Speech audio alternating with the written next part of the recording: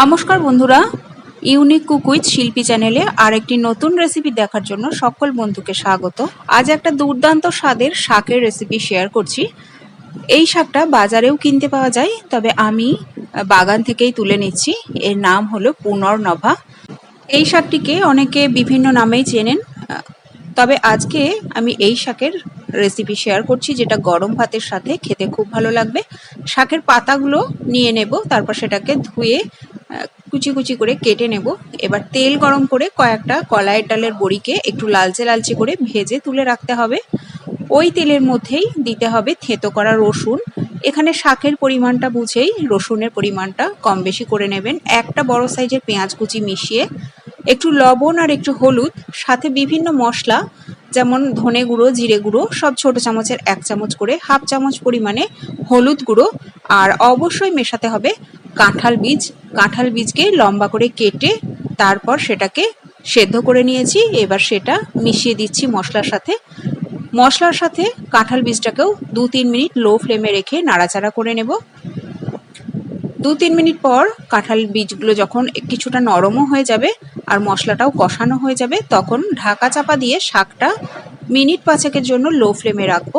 জল মেশানোর কোনো প্রয়োজন নেই, নুন দেওয়ার কারণে শাকটা থেকেই জল বেরোতে শুরু করবে, তাতেই শাকটা খুব ভালো মতোই সেদ্ধ হয়ে যাবে। মিনিট 5 পর কড়াইয়ের ঢাকাটা খুলে একটু নাড়াচাড়া করে নেব। দেখুন শাকটা কিন্তু অনেকটাই কমে গেছে, আর শাকটা ভীষণই নরম, তাই সেদ্ধ হতে খুব বেশি সময়ও লাগে না। ভালোভাবে নাড়াচাড়া করে জলটা এবার শুকিয়ে নিতে হবে, আর কিন্তু ঢাকা দেওয়ার কোনো প্রয়োজন নেই। এবার সামান্য একটু চিনি এতে মেশাচ্ছি। যাদের শারীরিক কোনো অসুবিধা আছে তারা চিনিটা বাদ দিতে পারেন, তবে সামান্য একটু চিনি মেশালে খেতে ভালো লাগে।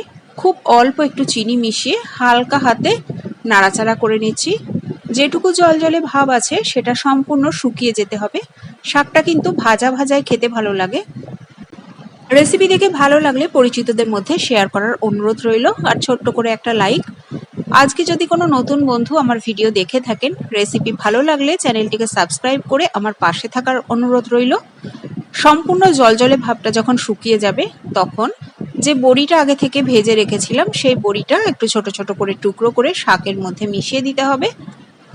শুকনো লঙ্কা ফোড়ন দিয়েছি, শুকনো লঙ্কার ফ্লেভার খুব ভালো লাগে, চাইলে কাঁচা লঙ্কাও ব্যবহার করতে পারেন।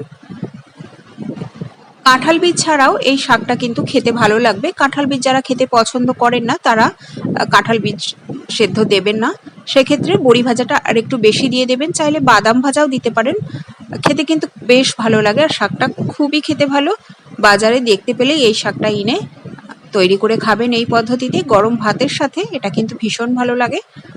বড়ি ভাজা দিয়ে এবার গ্যাসের ফ্লেম অফ করে দিচ্ছি। হালকা হাতে এটাকে মিশিয়ে নেব, কেননা মুখে যখন বড়ি ভাজার টুকরোগুলো পড়বে তাহলে খেতে মুচমুচে হবে, খেতে ভালো লাগবে।